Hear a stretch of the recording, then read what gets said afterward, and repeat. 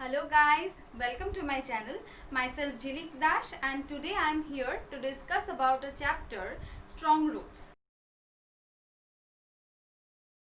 which is taken from the autobiography of Dr. APJ Abdul Kalam's Wings of Fire.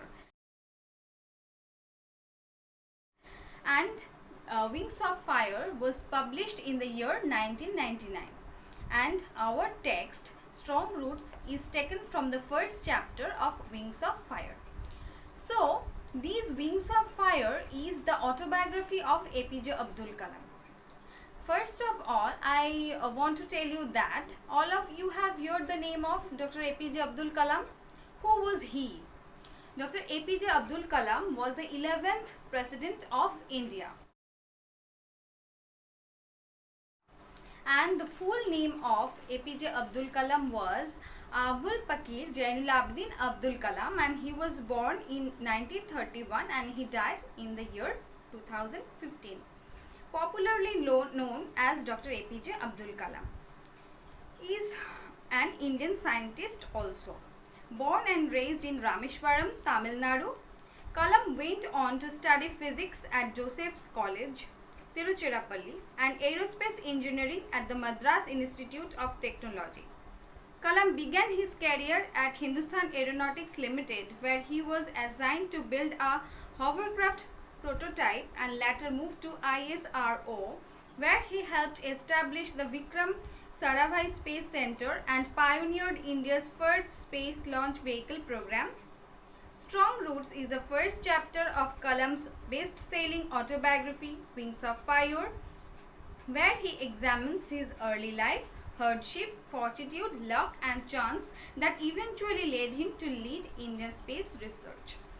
তো আমাদের আজকের যে text strong roots, সেখানে আমরা কালামের আর্লি লাইফের কথা পাবো বা তার জীবনে কি কি সিচুয়েশনের মধ্যে দিয়ে তিনি গেছেন যার ফলে তিনি তার জীবনে এতটা উন্নতি পেয়েছিলেন, তার কি কি এক্সপেরিয়েন্স হয়েছিল, সে সব কিছু আমরা এই টেক্সটে পাবো। আর আরেকটা কথা, যেহেতু এটা অটোবায়োগ্রাফি, সেই জন্য স্টোরিটা কিন্তু ফার্স্ট পারসন ন্যারেটিভে আছে, মানে সব জায়গায় দেখবে অথর কিন্তু আই মেনশন করেছেন, আই হিসেবে পুরোটা লেখা। So let's start. I was born into a middle-class Tamil family in the island town of Rameshwaram in the erstwhile Madras state. তাহলে দেখো, আব্দুল কালাম বলছেন মিডল ক্লাস মানে মধ্যবিত্ত। আমি এক মধ্যবিত্ত তামিল ফ্যামিলিতে জন্মেছিলাম। সেটা কোথায়? না, আইল্যান্ড টাউন অফ রামেশ্বরম। রামেশ্বরমের আইল্যান্ড টাউন, আইল্যান্ড মানে দ্বীপ আর টাউন মানে শহর, তার মানে এমন একটা দ্বীপ যেখানে একটা শহর গড়ে উঠেছিল, সেইখানে তার জন্ম হয়েছিল রামেশ্বরমে। সেটা কিনা আর্স্টওয়াইল মানে প্রিভিয়াসলি, আগে, যেটা কিনা মাদ্রাস স্টেটে ছিল। My father Zainul Abedin had neither much formal education নর মাচ ওয়েলথ, এবং তার বাবার নাম ছিল জৈনুল আবেদিন। তার না ছিল ফর্মাল এডুকেশন মানে পুঁথিগত শিক্ষায় শিক্ষিত, মানে তিনি খুব বেশি পুঁথিগত শিক্ষায় শিক্ষিত ছিলেন না, বা তার খুব বেশি টাকা পয়সা সম্পত্তিও ছিল না। ডেসপাইট দিস ডিসঅ্যাডভান্টেজেস, ডেসপাইট মানে সত্ত্বেও, এই সমস্ত ডিসঅ্যাডভান্টেজ মানে অসুবিধা, এত কিছু সমস্যা থাকা সত্ত্বেও he possessed great innate wisdom and a true generosity of spirit. তার আভ্যন্তরীণ উইশডম মানে জানো জ্ঞান, বুদ্ধি, তার প্রচণ্ড বুদ্ধি ছিল, এবং অন্যদিকে তার স্পিরিট মানে আত্মা, সোল। তিনি ছিলেন ভীষণ generous person, kind hearted person. He had an ideal helpmate in my mother Ashiamma, এবং আমার মায়ের নাম ছিল আশিয়াম্মা, এবং তার মধ্যে তিনি তার আদর্শ সঙ্গীকে খুঁজে পেয়েছিলেন। I do not recall the exact number of people she fed everyday. Recall মানে স্মরণ করা, মেমোরাইজ, মানে আমি ঠিকঠাক মনে করতে পারি না যে আমার মা প্রতিদিন কতজন মানুষকে খাওয়াতেন। But I'm quite certain that far more outsiders ate with us than all the members of our own family put together. কিন্তু আমি এটা নিশ্চিত করে বলতে পারি যে আমাদের ফ্যামিলি মেম্বার যতজন আছেন তার থেকেও কিন্তু অনেক বেশি আউটসাইডার মানে বাইরের লোকদের আমার মা প্রতিদিন খাওয়াতেন। My parents were widely regarded as an ideal couple. আমার বাবা মাকে আদর্শ দম্পতি বলে সবাই মনে করত। My mother's lineage was the more distinguished, one of her forebears having been bestowed the title of Bahadur by the British. মানে আমার মা যথেষ্ট উচ্চ বংশের ছিলেন এবং তার এক পূর্বপুরুষকে ব্রিটিশরা বাহাদুর উপাধি দিয়েছিল। I was one of many children, a short boy with rather undistinguished looks, born to tall and handsome parents. I was one of many children মানে তারা বেশ কয়েকজন ভাই বোন ছিলেন এবং তাদের মধ্যে কালাম একজন। আর শর্ট বয়, তার চেহারাটা কেমন ছিল, তার অ্যাপিয়ারেন্স কেমন ছিল, তিনি ভীষণ ছোটখাটো চেহারার মানুষ। রাদার আনডিস্টিংগুইশড লুকস, মানে তার চেহারাটা যে খুব বেশি নজরে পড়ার মতন তেমন কিন্তু নয়। Born to tall and handsome parents, অন্যদিকে তার মা বাবা কেমন ছিলেন, টল অ্যান্ড হ্যান্ডসাম, লম্বা চওড়া এবং সুদর্শন।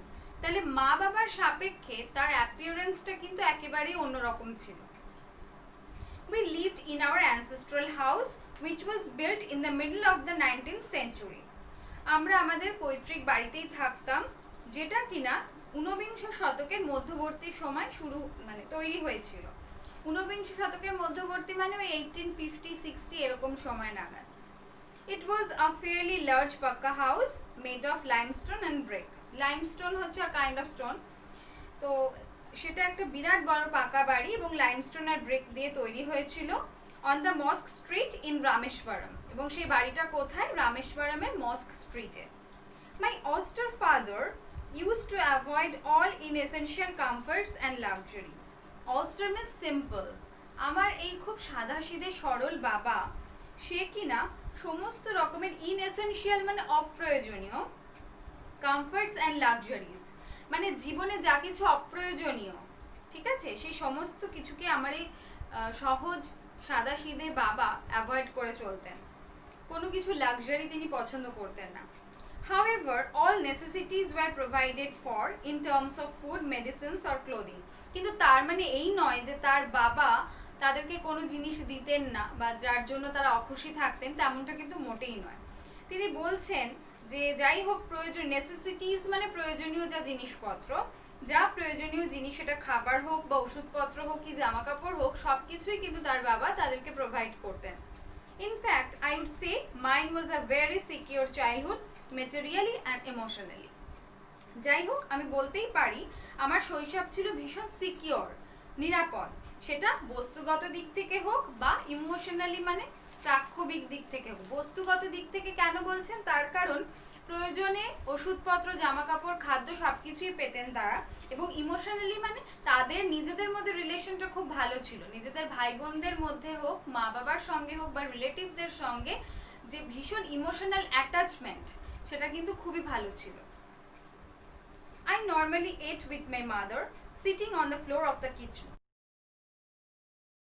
এখানে তার মার সম্পর্কে কিছু কথা তিনি বলছেন। তিনি বলছেন যে আমি সাধারণত রান্নাঘরের মেঝেতে মায়ের সাথে বসেই খেতাম। She would place a banana leaf before me. তিনি আমার সামনে একটা কলা পাতা পেতে দিতেন, on which she then ladled rice and aromatic sambar, a variety of sharp homemade pickle and a dollop of fresh coconut chutney.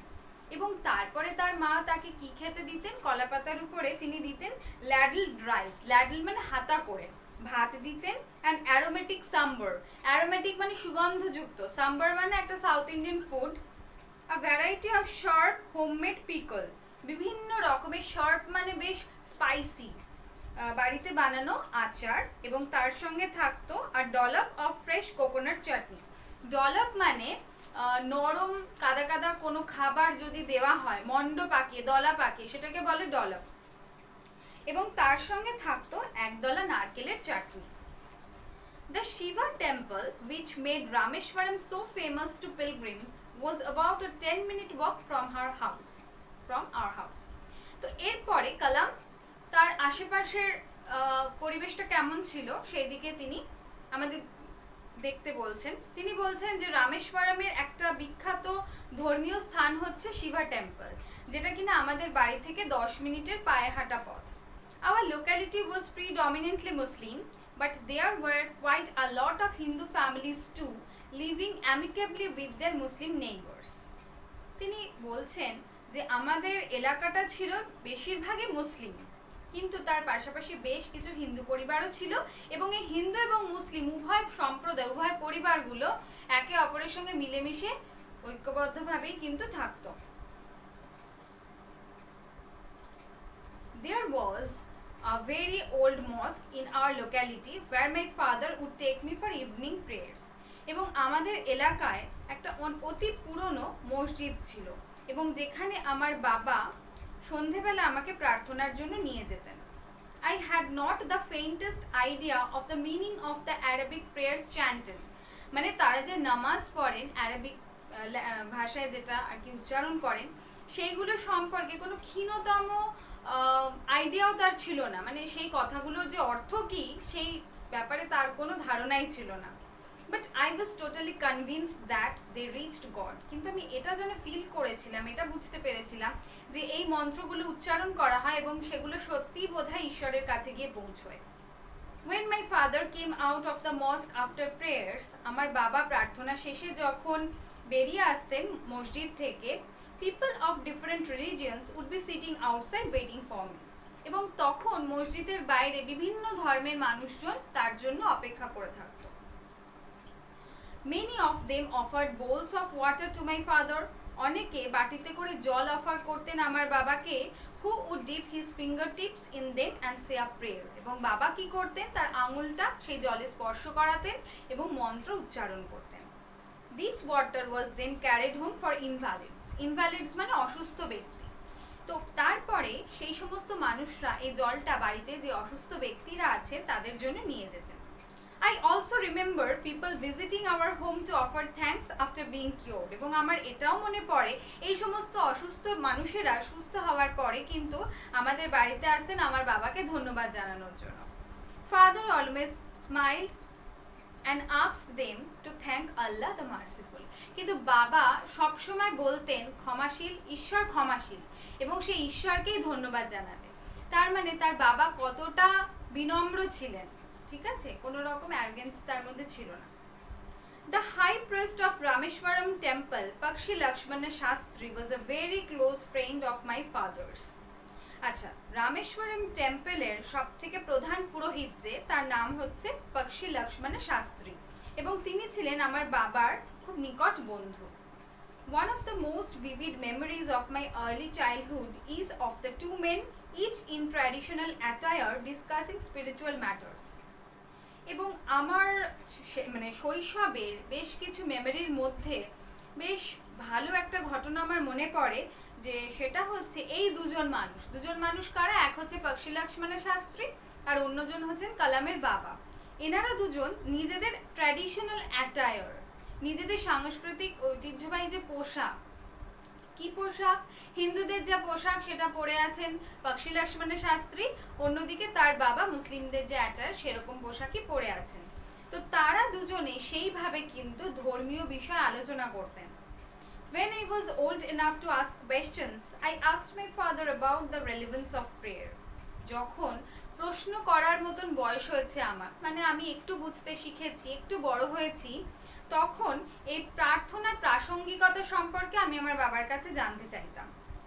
My father told me there was nothing mysterious about prayer. এবং বাবা আমাকে এটাই বলতেন যে প্রার্থনার মধ্যে কিন্তু mystery কিছুই নেই, রহস্য কিছুই নেই। Rather, prayer made possible a communion of the spirits between people. প্রার্থনার মধ্য দিয়েই কিন্তু মানুষের আত্মার সঙ্গে আত্মার মিলন ঘটে। When you pray, he said, you transcend your body and become a part of the cosmos which knows no division of wealth, age, caste or creed. মানে সুস্থ অবস্থায় মানুষ কেমন, মানুষের মধ্যে একটু হলেও কিন্তু ভেদাভেদ থেকেই গেছে, এ ধনী এ দরিদ্র, এ উঁচু বর্ণ নিচ বর্ণ, অন্য ধর্ম, এই সমস্ত নানান রকম এখনো মানুষের মধ্যে থেকে গেছে। কিন্তু কালামের বাবা বলতেন যে যখন মানুষ প্রার্থনা করে তখন মানুষের আত্মা কিন্তু তার শরীরকে ঝাঁপিয়ে চলে যায় এবং সে তখন গোটা বিশ্ব প্রকৃতির অংশ হয়ে যায়, এবং এইভাবেই আত্মার সঙ্গে আত্মার মিলন ঘটে, এবং তখন কিন্তু তারা কোনো রকম বিভেদ, কোনো রকম বর্ণ বৈষম্য কিছুই তারা মানে না, এবং তখন তারা একটা হোল ইউনিভার্সের অংশ হিসেবে নিজেদেরকে দেখে। আচ্ছা, এই প্রসঙ্গে আরেকটা কথা বলে রাখি আমরা নলেজ এবং উইজডম এই দুটো ওয়ার্ডই কিন্তু টেক্সটে পেয়েছি। তো নলেজ আর উইজডম দুটো ওয়ার্ডের মিনিং কিন্তু এক নয়।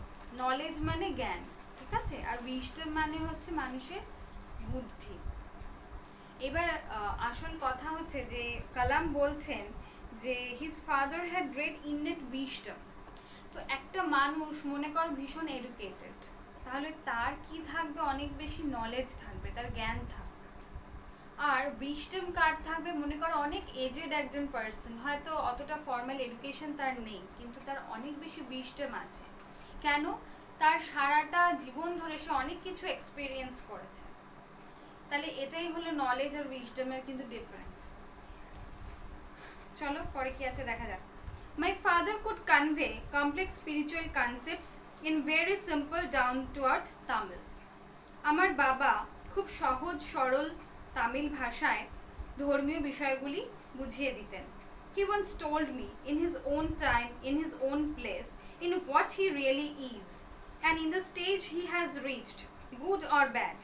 Every human being is a specific element within the whole of manifest divine being. তার বাবা তাকে বলতেন যে প্রতিটা মানুষ তার নিজের সময়, নিজে এখন যেই পরিস্থিতিতে সে পৌঁছেছে, সেটা ভালো হোক বা খারাপ যাই হোক না কেন, প্রত্যেকটা মানুষই কিন্তু এই সমগ্র ঐশ্বরিক সত্তার একটা বিশেষ উপাদান। So why be afraid of difficulties, suffering and problems? সুতরাং আমরা কেন আমাদের এই সমস্যা, দুঃখ, কষ্ট, যন্ত্রণাগুলোকে নিয়ে এত কিছু কেন ভাববো?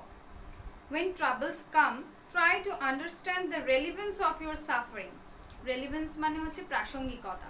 তাহলে যখন আমাদের জীবনে সমস্যা আসবে, তখন আমাদের এই দুঃখ কষ্টের কারণটা খুঁজে বের করতে হবে, তার প্রাসঙ্গিকতা সম্পর্কে আমাদের চিন্তা করতে হবে। Adversity always presents opportunities for introspection. আচ্ছা, এই সময় এই লাইনটা তুলে কিন্তু অনেক সময় প্রশ্ন আসে, দেখো।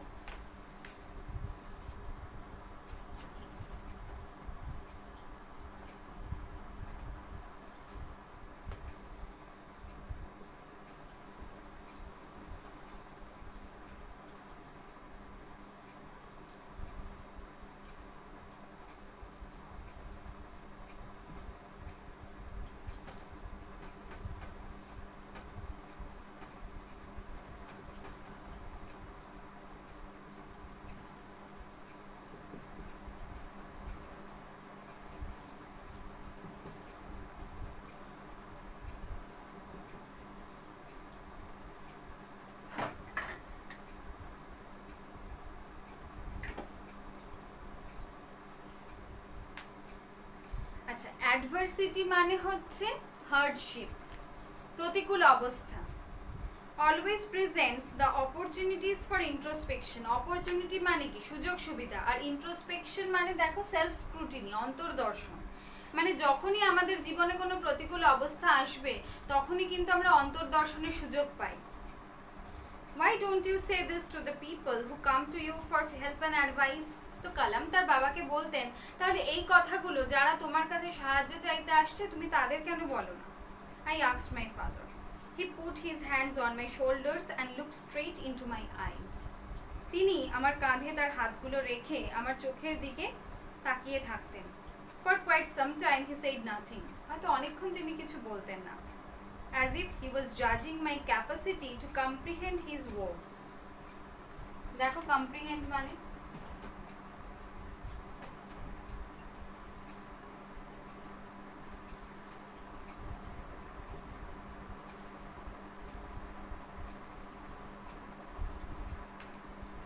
comprehend মানে হচ্ছে to understand.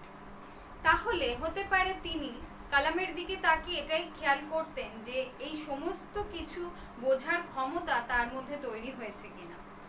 Then he answered in a low deep voice. তারপরে খুব নিচু কিন্তু গভীর গলায় তিনি জবাব দিতেন। His answer filled me with a strange energy and enthusiasm. Enthusiasm means eagerness.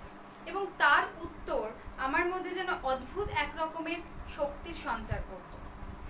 Whenever human beings find themselves alone, as a natural reaction, they start looking for companion. এটা স্বাভাবিকভাবেই যে মানুষ যখন কোনো সমস্যার মধ্যে পড়ে, সবসময় তারা পাশে একজনকে চায়, একজন সঙ্গীকে খুঁজে পেতে চায়। Whenever they're in trouble, they look for someone to help them. যখনই সমস্যায় পড়ে একটা সঙ্গীর খোঁজ করে যে কিনা তাকে সমস্যা থেকে বের করে আনতে পারবে। Whenever they reach an impasse, impasse means a crisis.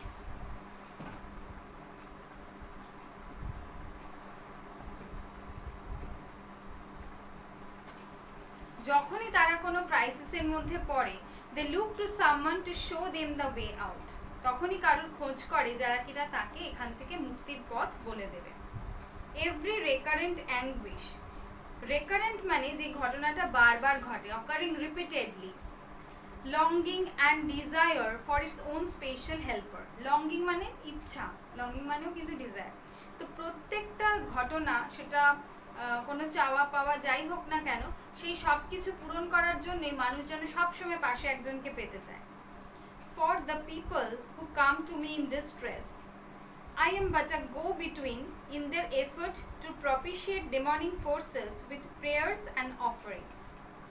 তো মানুষজন যারা কিনা ডিস্ট্রেস মানে দুরাবস্থা, মানে যখন দুঃখ কষ্ট যন্ত্রণায় পড়ে মানুষ আমার কাছে আসে, তখন আমি শুধু গো বিটুইন মানে হচ্ছে মধ্যস্থতাকারী, একটা মাধ্যম হিসেবে আমি কাজ করি।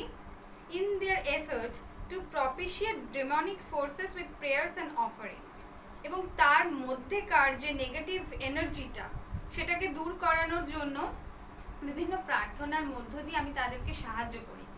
This is not a correct approach at all and should never be followed. কিন্তু এটা মোটেও কোনো একটা সঠিক পথ নয় এবং পথটা কিন্তু অবলম্বন করা উচিত নয়। One must understand the difference between a fear-ridden vision of destiny and the vision that enables us to seek the enemy of fulfillment within ourselves. কালামের বাবা কালামকে এটাই বলতেন যে মানুষকে সবসময় পার্থক্য বুঝতে হবে। কিসের পার্থক্য? fear-ridden vision of destiny মানে নিয়তির যে ভয়ঙ্কর একটা রূপ, এবং সেই রূপ যেটা কিনা আমাদের মধ্যেকার যে মানে শত্রুটা রয়েছে, যে নেগেটিভ এনার্জি রয়েছে, যার জন্য আমরা আমাদের ইচ্ছাগুলো আমাদের লঙ্গিংগুলোকে ফুলফিল করতে পারছি না, সেইগুলো কিন্তু মানুষকে নিজেকেই খুঁজে বের করতে হবে। একমাত্র তখনই পসিবল সেগুলোকে দূর করা। ঠিক আছে? I remember my father starting his day at 4 a.m. by reading namaz before dawn. আমার মনে আছে আমার বাবা তার দিন শুরু করতেন ভোর 4টে, নামাজ পড়তেন, সেটা সূর্যোদয়ের অনেক পূর্বেই। After the namaz, he used to walk down to a small coconut grove we owned. এবং নামাজ পড়ার পরে আমাদের একটা ছোট্ট নারকেল বাগান ছিল, সেখানে তিনি হেঁটে যেতেন। About 4 miles from our home, এবং সেটা ছিল আমাদের বাড়ি থেকে প্রায় 4 মাইল দূরে। He would return with about a dozen coconuts tied together, thrown over his shoulder, and only then would have his breakfast. এবং তারপরে সেখান থেকে ফিরে আসতেন প্রায় 1 ডজন নারকেল তার কাঁধের উপরে বেঁধে নিয়ে, এবং তারপরেই তিনি ব্রেকফাস্ট করতেন। This remained his routine even when he was in his late 60s. 60 বছর পেরিয়ে গেছে, তখনও কিন্তু একই রুটিন তিনি ফলো করতেন, তার মানে যথেষ্ট হেলদি ছিলেন তিনি। I have throughout my life tried to emulate my father in my own world of science and technology. মানে আমি আমার সারাটা জীবন ধরে আমার বিজ্ঞান এবং প্রযুক্তির জগতে আমার বাবার কথাগুলোকেই অনুসরণ করে গেছি। I have endeavored to understand the fundamental truths revealed to me by my father. Endeavored means tried.